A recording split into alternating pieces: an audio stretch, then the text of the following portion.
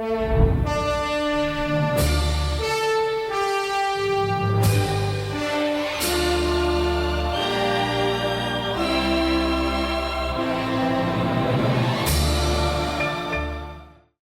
quero chamar a sua atenção para o bonito e abençoado trabalho do nosso departamento infantil, quando nós ouvimos falar dos temas que eles estão desenvolvendo aqui.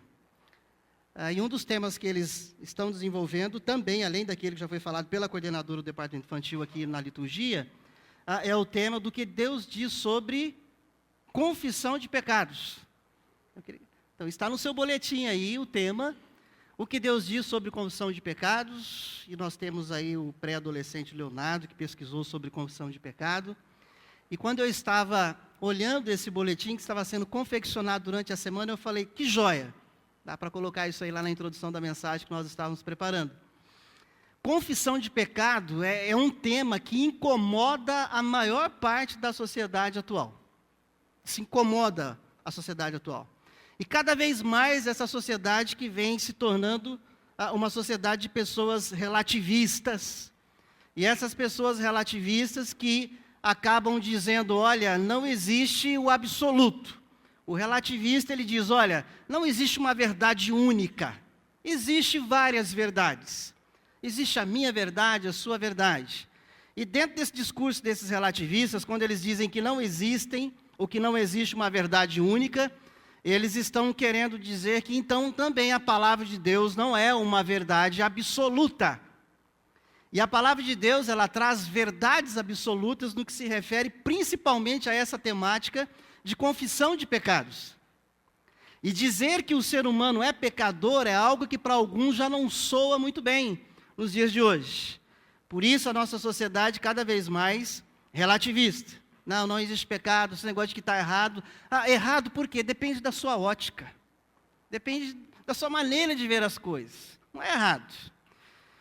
Nós temos entendido que a palavra de Deus, ela é verdade absoluta, ela é a palavra de Deus, e ela aborda essa temática a despeito de confissões de pecado, e ela aborda a temática de que todo ser humano é pecador. Por isso, na mensagem dessa noite, a partir do tema do departamento infantil, da nossa igreja, confissão de pecados, que é uma verdade absoluta, e fará parte da nossa mensagem de hoje, eu te convido a abrir a sua Bíblia, ou o aplicativo Bíblia, no Evangelho de João, capítulo 4, onde nós vamos ler dos versos 5 a 26. Evangelho de João, capítulo 4, dos versos 5 a 26. Peço que você não feche mais a sua Bíblia, nem o seu aplicativo Bíblia. Eu vou repetir, tá? Não feche a sua Bíblia e nem o seu aplicativo Bíblia. E não caia no pecado, se é que já não está nele, de estar em outro aplicativo que não a Bíblia. Eu falo isso porque ainda domingo passado tinha pessoas fazendo outra coisa no celular que acompanhando a Bíblia. Às vezes as pessoas falam, nosso pastor não para de falar isso, né? Como o pastor é repetitivo. Pois é, domingo passado tinham pessoas curtindo outra coisa no celular que não Bíblia. Então, eu desafio você a ficar apenas no aplicativo Bíblia. Acompanhe a leitura da palavra de Deus. Evangelho de João 4, versos 5 a 26. Diz assim a palavra de Deus. Chegou, pois, a uma cidade samaritana chamada Sicar, perto das terras que Jacó dera a seu filho José. Estava ali a fonte de Jacó. Cansado da viagem, assenta-se Jesus junto à fonte por volta da hora sexta. Nisto veio uma mulher samaritana tirar água. Disse-lhe Jesus, dá-me de beber. Pois seus discípulos tinham ido à cidade para comprar alimentos. Então lhe disse a mulher samaritana, como sendo tu judeu, pedes de beber a mim, que sou mulher samaritana? Porque os judeus não se dão com os samaritanos. Replicou-lhe Jesus, se conheceras o dom de Deus, e que é o que te pede, dá-me de beber, tu lhe pedirias, e ele te daria água viva. Respondeu-lhe ela, Senhor, tu não tens com que atirar, e o poço é fundo. Onde, pois, tens a água viva? És tu, porventura, maior do que Jacó, nosso pai, que nos deu o poço, do qual ele mesmo bebeu, e bem assim seus filhos e seu gado? Afirmou-lhe Jesus, quem beber desta água, tornará a ter sede. Aquele, porém, que beber da água que eu lhe der, nunca mais terá sede. Pelo contrário, A água que eu lhe der será nele uma fonte a jorrar para a vida eterna. Disse-lhe a mulher: Senhor, dá-me dessa água para que eu não mais tenha sede, nem precise vir aqui buscá-la. Disse-lhe Jesus: Vai, chama teu marido e vem cá. Ao que lhe respondeu a mulher: Não tenho marido. Replicou-lhe Jesus: Bem disseste, não tenho marido, porque 5 maridos já tiveste, e esse que agora tens não é teu marido. E isto disseste com verdade. Senhor, disse-lhe a mulher: Vejo que tu és profeta. Nossos pais adoravam neste monte. Vós, entretanto, dizeis que em Jerusalém é o lugar onde se deve adorar. Disse-lhe Jesus: Mulher, podes crer-me que a hora vem, quando nem neste monte, nem em Jerusalém, adorareis o Pai. Vós adorais o que não conheceis, nós adoramos o que conhecemos, porque a salvação vem dos judeus. Mas vem a hora, e já chegou, em que os verdadeiros adoradores adorarão o Pai em espírito e em verdade, porque são esses que o Pai procura para seus adoradores. Deus é espírito, e importa que os seus adoradores o adorem em espírito e em verdade. Eu sei, respondeu a mulher, que há de vir o Messias, chamado Cristo. Quando ele vier, vos anunciará todas as coisas. Disse-lhe Jesus: Eu sou, eu que falo contigo. Deixa a Bíblia aberta, vamos orar mais uma vez. Pai, tua palavra é lida nesse momento. E a nossa oração é que o teu Espírito Santo nos ilumine no compartilhar a tua palavra com a tua igreja, com aqueles que estão neste lugar, com aqueles que nos ouvem pela internet. Que a tua iluminação nos alcance na compreensão da tua palavra, para que possamos viver aquilo que ela nos convoca a vivermos essa noite. Nós oramos assim no nome de Jesus Cristo. Amém, Senhor. Nós escolhemos como título da mensagem dessa noite: verdadeiros adoradores igual a verdadeira adoração. Mas pastor, o senhor está equivocado, o senhor confundiu. O senhor não disse na introdução que iria trabalhar a partir do tema do departamento infantil, da pesquisa que foi feita, a despeito de confissões de pecados? Pois é, se prepara para a quebra de alguns paradigmas essa noite e para entender de fato aquilo que Deus nos convoca a fazer. Verdadeiros adoradores igual a verdadeira adoração. Em primeiro lugar, adoradores de todos os povos e raças, inclusive os samaritanos. Volte seus olhos do verso 5 ao 7, quando diz assim a palavra de Deus: Chegou, pois, a uma cidade samaritana, chamada Sicar. Versículo 7 diz: Nisto veio uma mulher samaritana tirar água. Jesus Cristo, ele se encontra dentro de um contexto que eu te chamo a conhecer aqui, para que nós possamos nos situar melhor nessa mensagem. O que é o contexto? Nada mais do que a geografia, a história, o momento, aquilo que estava acontecendo. Jesus, ele está à beira de um poço. Jesus, ele está com sede, conquanto 100% Deus, também 100% homem. Jesus também se cansou, teve sede, teve fome. Nesse momento, Jesus está com sede. E os versículos anteriores falam que ele saiu da região da Judéia e foi para a região de Samaria, lugar onde judeu cortava a volta, lugar onde judeu buscava não pisar, porque judeu não se dava com o samaritano. Jesus, ele está com sede, e ele está então agora bem ao lado de um dos poços de Jacó. E ali do lado daquele poço está também uma samaritana, a mulher que nós vemos nessa narrativa. Para a gente entender melhor, quem são esses samaritanos? Quanto eu creio que uma boa parte conhece, mas aqueles que ainda não sabem, quem são os samaritanos? Após o governo de Salomão, depois que Davi morre, o seu filho Salomão assume o reinado de Israel. O reino de Israel, ele divide. Das 12 tribos, 10 tribos vão para Samaria e ali ficam. Essas 10 tribos de Samaria, elas vão sofrer um exílio de um império chamado Assíria. Esse império da Síria vai levar a maior parte desses que moram em Samaria, judeus ainda puros, pessoas que se casavam só com os judeus. Alguns vão ficar ali em Samaria, outros vão ser levados para a região que hoje se é conhecida como o Iraque, se formos olhar no mapa hoje. As outras 2 tribos, elas permanecem em Judá. A questão dos samaritanos é que depois de 70 anos, tanto Judá quanto a tribo do norte, vários retornam a Jerusalém, E uma parte volta ali para Samaria, desses que foram levados pela Assíria. Só que quando o império domina uma região, ele não só leva pessoas, como ele também manda pessoas deles para viver na terra onde estão, para que coordene o reino, coloque um rei vassalo e cobre impostos dessas pessoas. O que acontece com os judeus de Samaria que ficaram em Samaria e com os judeus que saíram de Samaria e foram levados pela Síria? Eles começam a se casar com mulheres que não eram judias. Eles começam a se casar com mulheres assírias, com mulheres de outras raças, de outros povos. Quando há o retorno desses judeus, os judeus que se conservaram, entre aspas, puro, que não se casaram com mulheres nem da Babilônia, a questão do Reino do Sul, e esses que não se casaram com mulheres da Babilônia, eles não querem mais conviver com esses judeus misturados. Esses judeus se casaram com mulheres que não são judias, tanto também mulheres que casaram com homens que não eram judeus. Então agora eles são tidos como samaritanos. São judeus, entre aspas, impuros. Não são judeus mais natural, apenas judeu. Então acontece essa separação. Judeu que não se dá com samaritano. Que nada mais é do que judeu misturado com pessoas de outras raças. Isso, caso você queira conferir, você pode anotar 1 Reis 16, 24 e ler durante a semana na sua casa. Isso tudo aconteceu no ano 722 a.C. de Jesus Cristo. Por isso que no Novo Testamento, no Evangelho de João capítulo 4, nós vemos aqui essa mulher questionando Jesus, que é um judeu que vai em Samaria e vai conversar com ela. Esse judeu não se dá com o samaritano. Como que acontece esse diálogo? Os judeus samaritanos, eles deixaram de adorar Yahvé, o Deus de Israel, como ele era adorado em Jerusalém.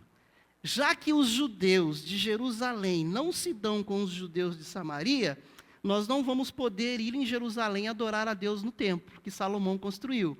Então nós vamos ter que construir um templo, um altar aqui no Monte Gerizim. Então o reino do norte passa a adorar a Deus do jeito deles no Monte Gerizim. O reino do sul continua adorando a Deus no reino de Judá, no reino do sul, no templo de Salomão. Jesus ele está diante do poço, com sede, mas Jesus ele não tem balde, não tem corda, ele não tem equipamento para puxar a água do poço. Olha o que a mulher diz para Jesus, versículo 7. Nisto veio uma mulher samaritana tirar água. Disse-lhe Jesus, dá-me de beber. A mulher chegou para tirar água, e quando Jesus falou para ela, dá-me de beber, não é que Jesus era folgado, Jesus nunca foi folgado, folgados somos nós. Jesus ele pede para a mulher dar de beber porque ele não está com os apetrechos, com os equipamentos, com corda e balde para descer ao poço e trazer água. Agora aquela mulher, assim como outros já tinham o hábito de ir ao poço, elas levavam o seu balde, a sua corda, para então tirar a água do fundo do poço. Por isso que Jesus fala no verso 7, a mulher samaritana, dá-me de beber.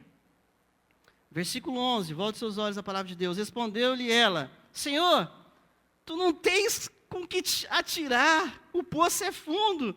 Onde, pois, tens a água viva? Você percebe que a mulher aqui já começa a falar, eu estou vendo que o senhor não tem corda, que o senhor não tem balde, que o senhor não tem nada aí para tirar. Aí o senhor está querendo me dizer que ainda vai me dar uma água melhor que essa, uma água viva? Como? O que é isso? A mulher não estava entendendo ainda o que Jesus estava falando para ela. Mas, de fato, Jesus não tinha ali os apetrechos para tirar a água do poço. É nesse contexto, é nesse momento que se dá a conversa de Jesus com a mulher samaritana. E nós vemos Jesus aqui quebrando várias barreiras. Jesus ele quebra várias barreiras para dialogar com aquela mulher samaritana. Primeiro, Jesus Cristo ele quebra a barreira cultural. Quando nós vemos aqui, ele saindo da Judéia, indo para a região de Samaria, quando os judeus culturalmente não queriam ir mais lá. Olha o verso 9.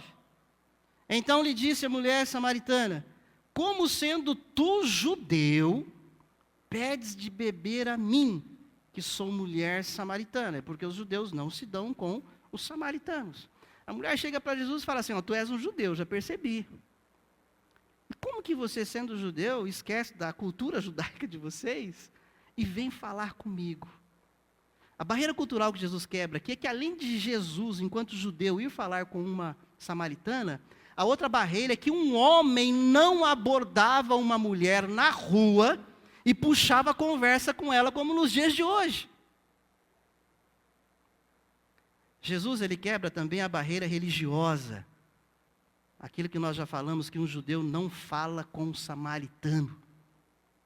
Mas Jesus, ele é um instrumento de Deus Pai na busca de verdadeiros adoradores. Jesus é instrumento de Deus o Pai enviado nessa terra, encarnado, na busca de verdadeiros adoradores de todas as raças, de todas as tribos, de todas as línguas e de todas as nações. Por isso que no versículo 23, que eu peço que você volte seus olhos, a palavra de Deus diz: mas vem a hora, e já chegou, em que os verdadeiros adoradores adorarão o Pai em espírito e em verdade, porque são estes que o Pai procura para seus adoradores.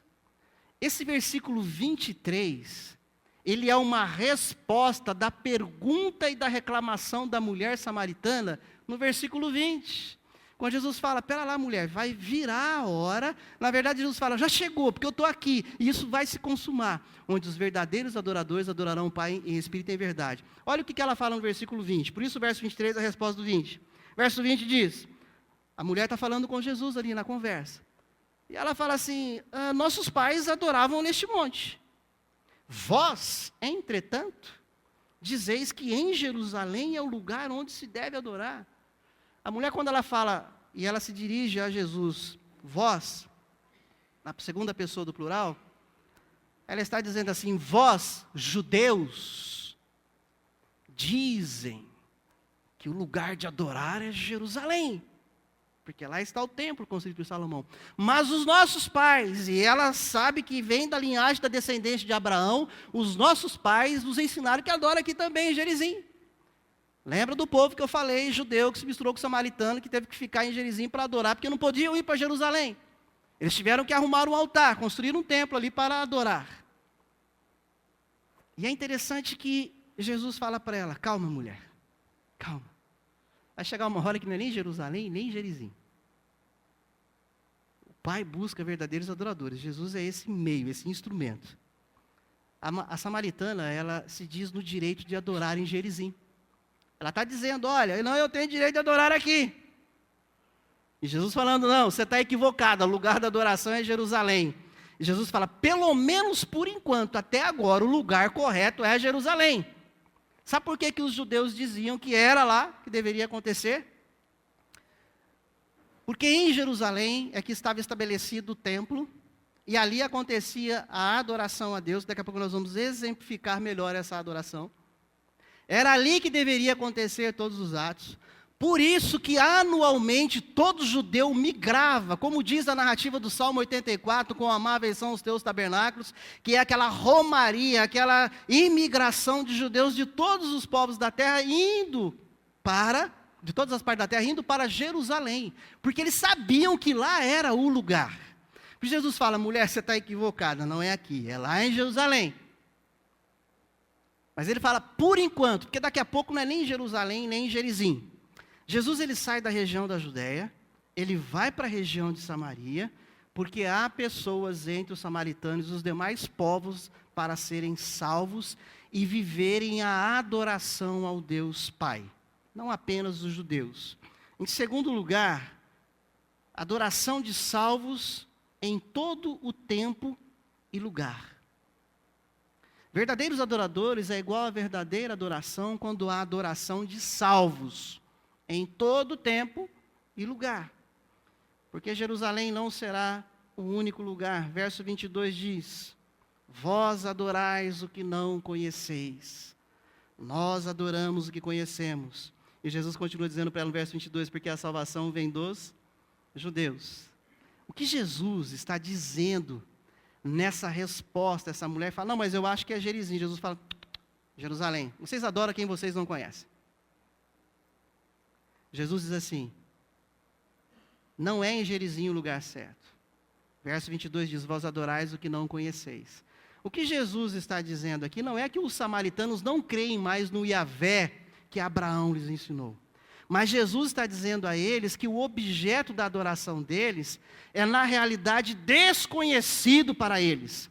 Jesus está dizendo, vocês ficaram fora a determinado momento do curso da revelação de Deus. E aqui a gente tem que trazer um pouquinho na cabeça a história da narrativa bíblica. Esse povo que fica em Gerizim, que vai para Samaria, eles estão distante de Jerusalém. Ali a narrativa da palavra de Deus, até antes dessa divisão, era apenas o Pentateuco, Gênesis, Êxodo, Levítico, Números e Deuteronômio. Só que Deus não parou de se revelar através dos profetas. Tanto que depois vem Josué, Juízes e os outros livros. Só que a turma, os samaritanos, eles não fizeram parte de receber essa narrativa e essa revelação da parte de Deus. Então o conhecimento de Deus dos samaritanos era um conhecimento reduzido. Era um conhecimento menor. Por isso que Jesus fala assim, vocês adoram o que não conhecem. Judá continuou recebendo dos profetas, continuou recebendo a palavra de Deus, continuou conhecendo a revelação de Deus. Por isso Jesus fala, vocês adoram o que não conhecem. Jesus não está dizendo que os samaritanos não creem mais, mas eles já não tinham recebido tanta revelação da parte de Deus como o povo de Judá. Jesus diz, vocês estão fora do curso um pouco. Aí Jesus volta e fala, Jerusalém. É onde Deus permitiu o templo ser construído, o lugar certo. Aí Jesus fala no verso 22, volte os olhos lá. Vós adorais o que não conheceis, nós adoramos o que conhecemos. Porque a salvação vem dos judeus. O que Jesus está dizendo aqui nós conhecemos? Aquilo que é a revelação do Senhor que continua vindo a eles. Por que Jesus fala que a salvação vem dos judeus? Se você ler a genealogia de Mateus, capítulo 1, você vai ver que Jesus ele vem da linhagem de quem? Dos samaritanos? É de lá que Jesus vem? Ou Jesus vem da raiz de Davi, da linhagem judaica da tribo de Judá? Por isso Jesus fala, olha, a salvação vem dos judeus. Vocês adoram quem não conhecem. Olha, Jesus está falando dele. A salvação vem dos judeus, é da linhagem de Judá, da raiz de Davi. Salmo 76, 1, você anota, você pode ler depois, diz assim, em Judá Deus é conhecido. Aliás, esse não leva para casa não. Abre a Bíblia agora aí, vamos ler lá. Abra aí, Salmo 76, verso 1. Para que você possamos entender melhor. Por que Jesus se volta à mulher samaritana e fala, vocês não conhecem tanto a Deus assim quanto o povo de Judá. Por isso que em Jerusalém ainda que deve estar acontecendo essa adoração. Pelo menos por enquanto. Salmo 76, verso 1 diz assim a palavra de Deus. Vamos ler todos mesmo assentados. No 3. Conhecido é Deus em Judá, grande o seu nome em Israel. Conhecido é Deus onde? Em Judá. Por isso Jesus fala, vocês adoram quem não conhece, vocês samaritanos. Mas nós adoramos quem conhecemos. O que Jesus está dizendo aqui, eu quero que você entenda, por favor, é que Jesus não está dizendo que todos os judeus são salvos ou todos os judeus serão salvos. Isso não é verdade. A Bíblia não dá base para isso. Quando Jesus fala que a salvação vem dos judeus, Jesus não está dizendo os judeus são os detentores da salvação, porque nunca foram detentores da salvação. Jesus só está dizendo que a salvação, que é o Cristo encarnado, veio da linhagem deles. Apenas isso. O judeu não é detentor da salvação e não são apenas eles que serão salvos. E nem todos eles serão salvos. Dito isto, a mulher samaritana, Jesus ele prossegue com a resposta. Olha, você está equivocada, não é em Gerizim não, é Jerusalém. Que adorais quem não conheceis, nós adoramos quem conhecemos, a salvação vem dos judeus, sou o Messias, o Cristo. Aí Jesus continua na resposta dizendo assim, mas calma mulher samaritana, calma. Porque vem a hora, diz o versículo 23, lá do Evangelho de João, capítulo 4. Mas vem a hora, e já chegou, em que os verdadeiros adoradores adorarão ao Pai em espírito e em verdade. Jesus está dizendo assim, ó, não é nem mais aqui em Gerizim, nem mais em Jerusalém.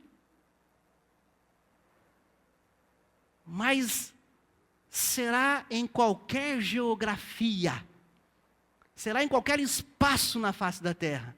E isso poderá ocorrer em qualquer hora, qualquer momento, qualquer dia. Não há um dia específico, não há uma hora específica, não há uma geografia específica. Isso vai poder ocorrer em qualquer hora, qualquer dia, em qualquer lugar. A adoração de salvos em Jesus Cristo. Versículo 23, a parte B, eu quero destacar. Os verdadeiros adoradores adorarão o Pai em quê? Em espírito e em verdade. A verdadeira adoração, ela pode acontecer somente através de Jesus Cristo, que é o verdadeiro templo.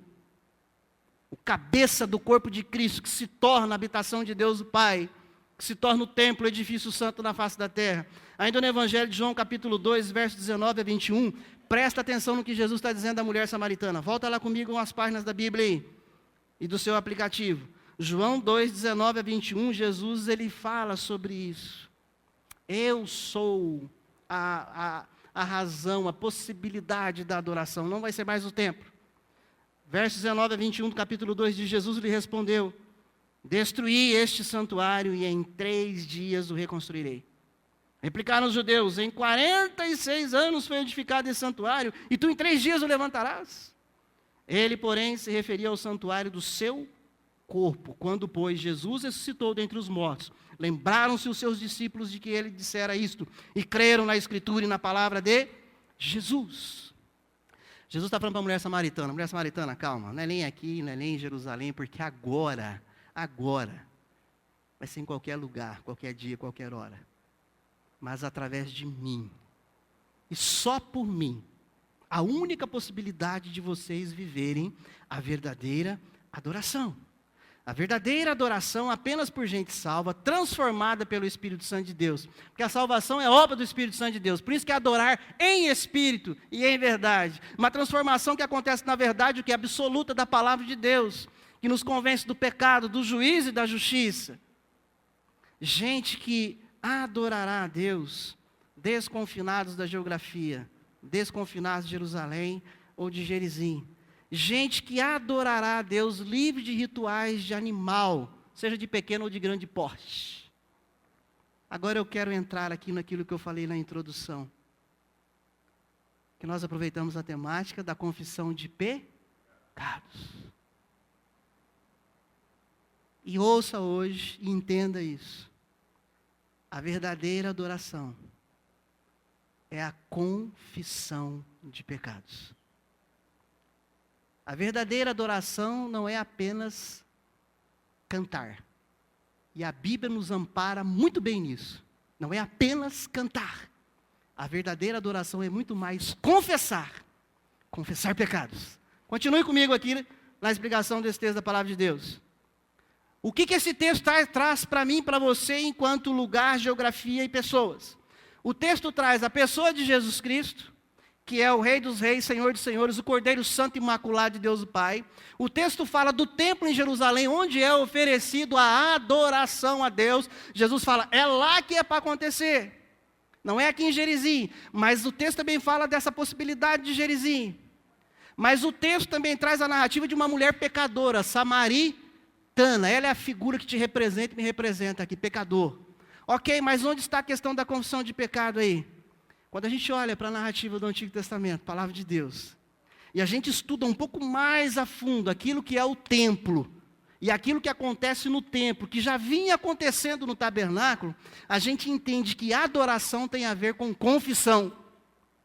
O que era o rito da adoração quando a pessoa chegava diante do tabernáculo e depois diante do templo quando foi construído?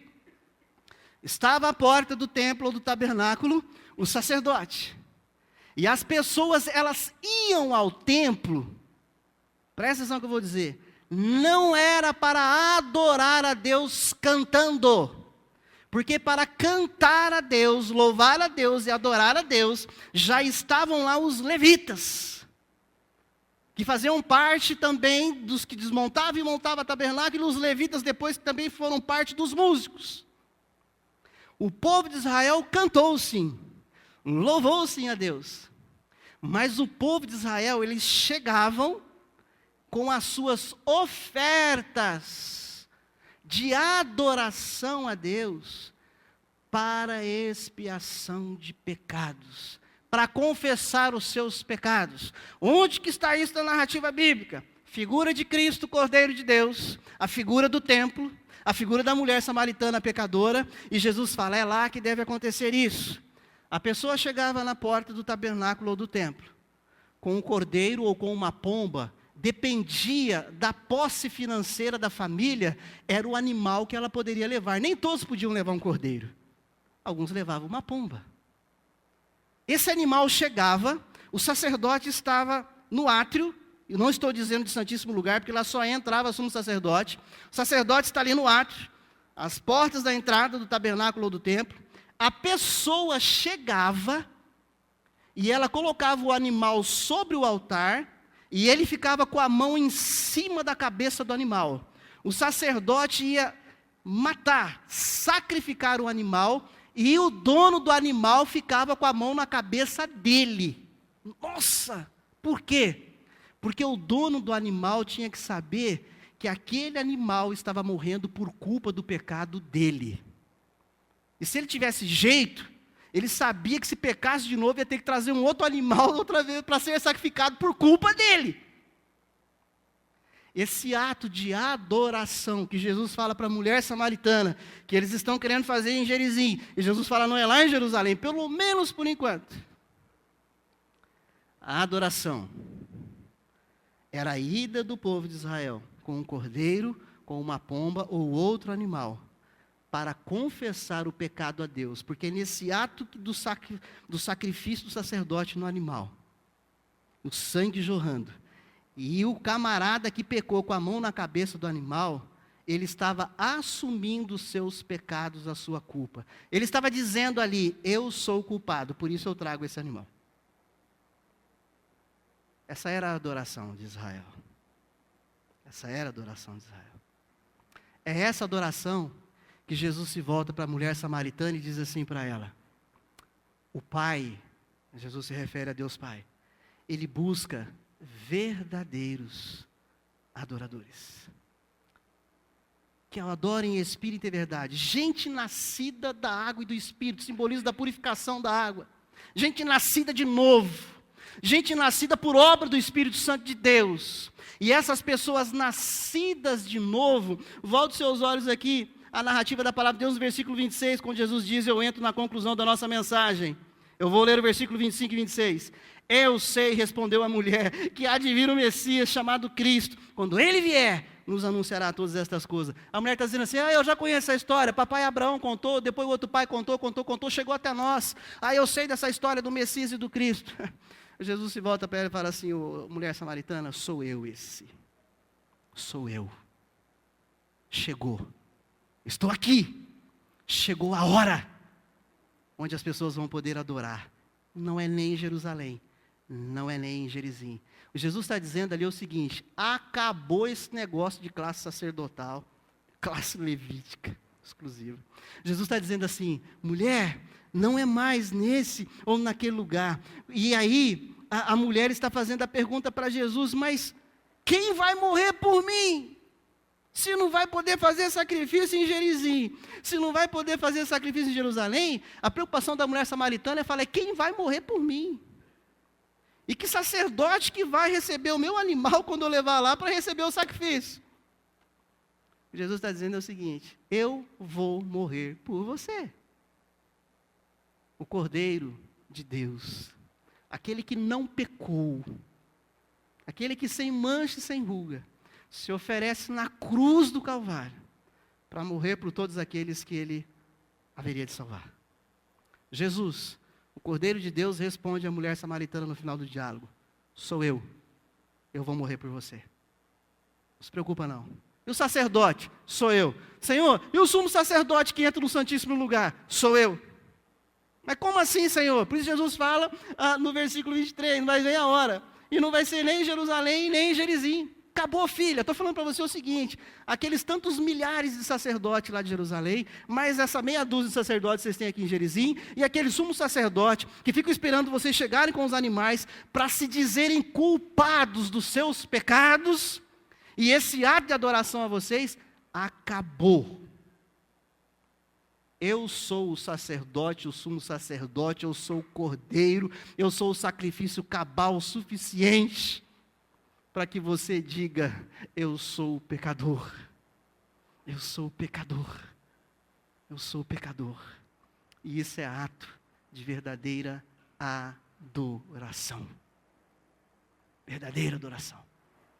Você não vai precisar levar animal mais e ficar com a mão lá para o sacerdote sacrificar. Eu vou ser sacrificado por você. Eu quero trazer algumas aplicações aqui para a minha e para a sua vida. Quando que nós adoramos a Deus hoje? Nós começamos o culto adorando a Deus. Porque o grupo da música cantou. Não porque o grupo da música cantou especificamente. Porque no começo do culto sempre tem um tempo de confissão de... O que tem no começo do culto? Confissão de pecados. Sabe naquela hora que você estava confessando pecados? E depois a oração audível da nossa irmã Damaris?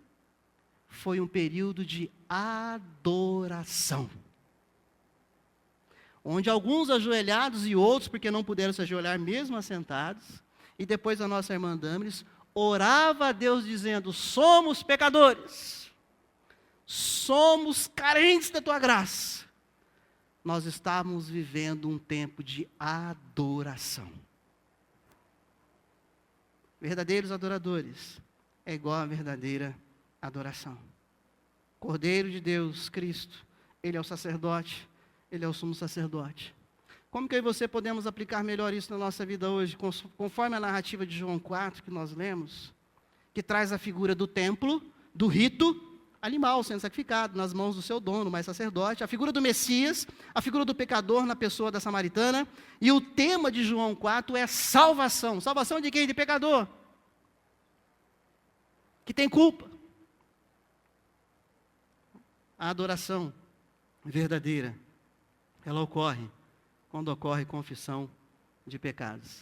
Seria dizer: Deus Pai, Senhor Criador de todas as coisas, eu sou pecador, mas Tu és totalmente santo. Eu cantei agora? Não, mas eu adorei. Eu adorei. Adoração. É o que Jesus está conversando com a mulher samaritana. Essa adoração de confissão pode ser, segundo o texto de João 4 que lemos, onde? Qualquer dia. Qualquer lugar, qualquer hora. Na nossa coletividade, no culto, como fizemos, ou em casa, na rua, na nossa individualidade, aqui no templo que chamamos de igreja, na verdade igreja é ajuntamento dos salvos, ou em qualquer outro lugar. Presta atenção que o pastor não disse que quando nós cantamos, nós não estamos adorando. Por favor, não entenda as coisas erradas. Mas quando nós cantamos, e em especial olhando para as letras que nós usamos, nós mais louvamos do que adoramos. Nós mais louvamos do que adoramos. Porque a adoração, segundo a narrativa de João, capítulo 4, Jesus, esse diálogo com a mulher samaritana, que traz essas imagens, essas figuras. É eu dizer: Senhor, eu sou pecador. Eu sou pecador. Eu sou culpado, Senhor. Eu sou culpado do Senhor ter morrido lá na cruz por mim. O cordeiro. Aquele animal que as famílias levavam como um ato de adoração lá na porta do templo do tabernáculo. E agora o Senhor está dizendo para a mulher samaritana: não precisa mais disso, não é mais Gerizim, não é mais Jerusalém. Chegou a hora. Os verdadeiros adoradores adorarem ao Pai em espírito e verdade. E a pergunta que eu faço para você e para mim nesse final de mensagem é: o que mais permeia as suas e as minhas orações no nosso dia a dia em casa? Senhor, abençoe o meu irmão que está desempregado. Amém, temos que orar por isso. Senhor, cura fulano de tal que está doente. Amém, temos que orar também por isso. Senhor, eu te agradeço por aquele emprego maravilhoso que agora eu estou ganhando muito mais do que antes. Amém, tem que orar por isso e agradecer também. Mas o quanto tem na sua e na minha oração de adoração? E aí às vezes a gente acha que adoração é só dizer: Deus é belo, Deus é maravilhoso, Deus é santo, Deus é tudo. Adoração não é isso. Porque por mais que eu e você digamos algo para Deus, vai ser inatingível os atributos e as qualidades de Deus. E até para louvarmos a Ele, é graças a Jesus Cristo que nós o louvamos. Que as minhas e as suas orações tenha tempo de adoração. Peça, agradeça, mas adore, adore, adore. Proscuneu, se prostrar diante de Deus, mas não apenas o se curvar, nessa expressão grega. É se curvar reconhecendo: eu sou pecador miserável, e Tu és o Deus Santo. É viver confissão de pecados. Pastor, mas tem tanto pecado assim para orar todo dia? 1 João capítulo 1, versículo 7 a 10 diz: se alguém diz que não tem pecado, é mentiroso. Nós pecamos todos os dias. Então todos os dias temos oração de adoração para fazermos a Deus e reconhecermos que somos falhos e que somos pecadores. Vai ser projetada essa canção, o Arthur está tocando, você pode cantar mesmo assentado. E eu vou te convidar a fazer algo, mas presta atenção, quero ver quem entendeu aqui. É um convite, ainda não é o ato da adoração. E eu quero terminar a pregação depois num ato de adoração com você. Vamos adorar a Deus. Vamos invocar seu nome. Mesmo assentado, cante ao Senhor. Vamos adorar a Deus. Eu estou te convidando para adorar a Deus. Vamos adorar a Deus. Vamos invocar. Vamos invocar seu nome. Vamos adorar a Deus. Vamos adorar a Deus. Ele veio em minha vida, ainda é convite. Olha o tema da salvação. Ele veio em minha vida num dia especial. Trocou meu coração por um outro ser. Me tornou um verdadeiro adorador.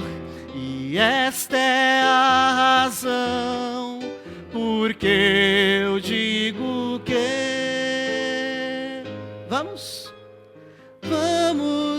adorar a Deus. Até agora foi convite.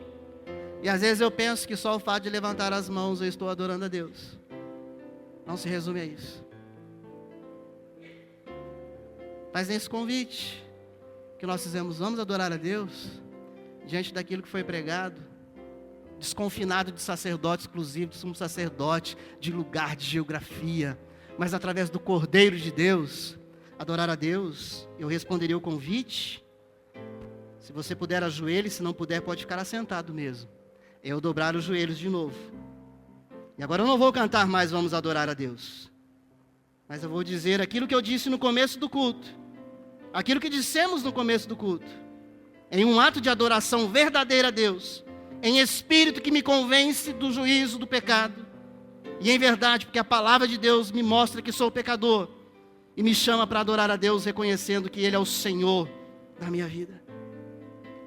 E aí eu respondo o cântico, vamos adorar a Deus, dizendo: Senhor,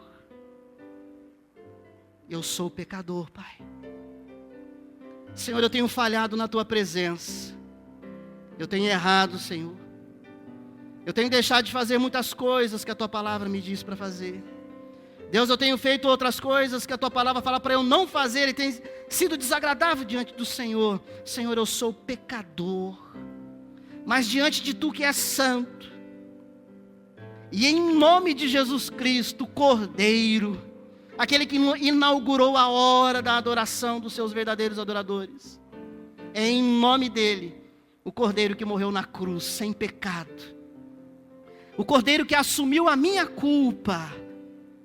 Eu quero dizer, Senhor, que Ele foi para aquela cruz por causa de mim e dos meus irmãos pecadores.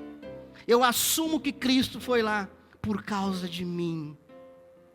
E eu te peço perdão nessa hora, nesse ato de adoração, em nome de Jesus Cristo, em nome de Jesus Cristo, meu Senhor e Salvador. Aleluia. Adorar não é apenas ou tão somente cantar.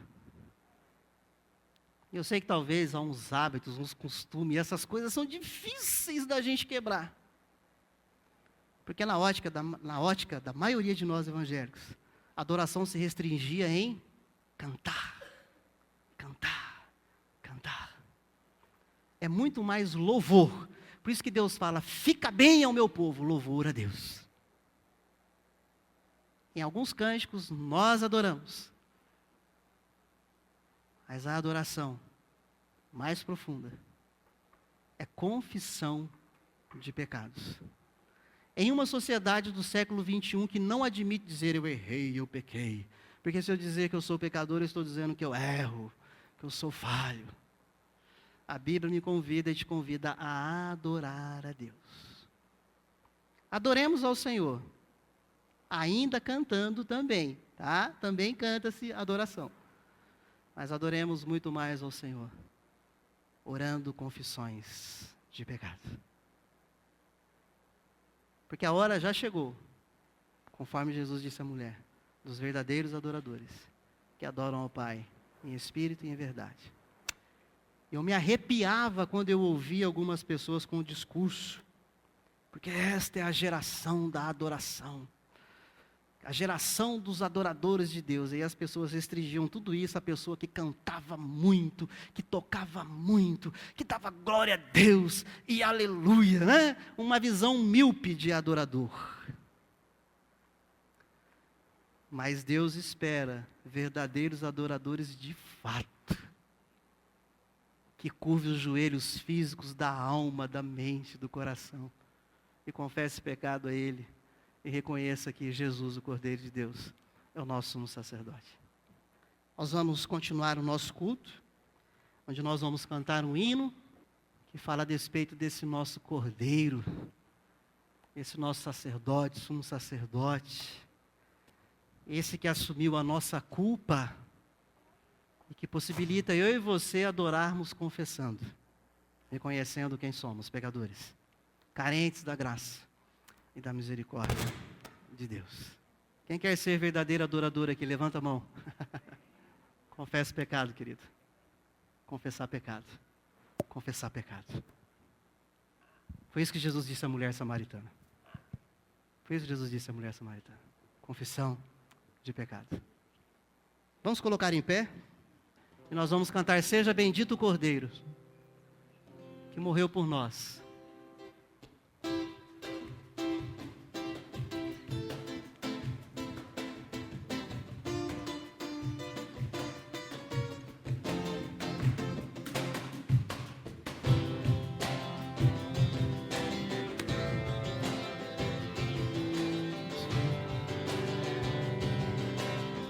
Vamos louvar ao nosso Rei Jesus. Seja bendito o Cordeiro. Louvemos ao Rei dos Reis. Ele é digno do nosso louvor. Seja bendito o seu sangue, que por nós pecadores verteu. Eis que no sangue lavado e tendo puro coração, os pecadores remidos, o Jesus tem com Deus comunhão. Por isso nós nos tornemos verdadeiros adoradores. Alvo mais que a neve, alvo mais que a neve, se nesse sangue lavado, mais alvo que a neve eu estou.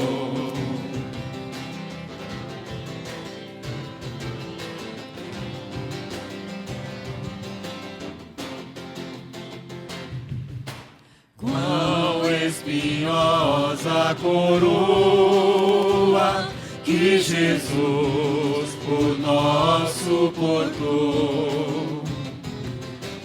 Ó, quão profundas as chagas que nos provam o quanto Ele amou. Eis nessas chagas pureza para o maior pecador, a quem mais alvo que a neve o teu sangue transforma, Senhor. Alvo, Alvo mais que a neve, alvo mais que a neve, se nesse sangue lavado, mais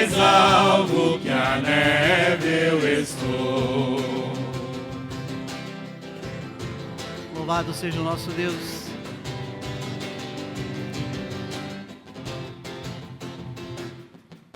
Se as faltas nós confessarmos, Nosso ato de adoração a Deus, confissão. e seguimos na tua luz, Glória a Deus. tu não somente perdoas, purificas também, ó Jesus. Lavas de todo pecado, que maravilha de amor, pois que mais alvo que a neve, o teu sangue nos torna, Senhor. Alvo mais que a neve, alvo mais que a neve, se nesse sangue lavado, mais alvo que a neve eu sou.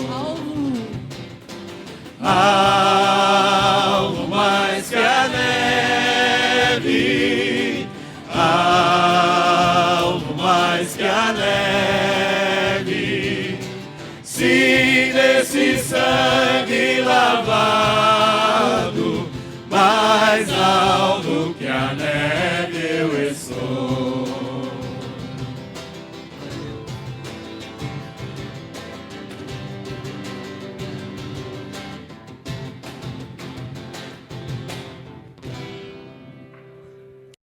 Vamos orar mais uma vez. Pai eterno, bendito e exaltado seja o Senhor. Nós te exaltamos nessa noite, reconhecendo a tua graça infinita, a tua misericórdia sobre as nossas vidas. O envio de Cristo Jesus como Cordeiro Santo de Deus para morrer em nosso lugar, assumindo a nossa culpa e nos salvando. E isso, Deus, é tão maravilhoso que hoje nós podemos estar aqui, Senhor, para te louvar, para te engrandecer, agradecer ao Senhor por tão grande salvação e também para te adorar, Deus, confessando os nossos pecados, nos rendendo ao Cordeiro Santo de Deus. Que a graça de nosso Senhor e Salvador Jesus Cristo, que o amor de Deus, o nosso eterno Pai, que a comunhão, o consolo e a capacitação do Espírito Santo de Deus para que vivamos como verdadeiros adoradores, verdadeiras adorações, hoje e até a volta gloriosa de Jesus, no nome de quem nós oramos. Amém e amém, Senhor.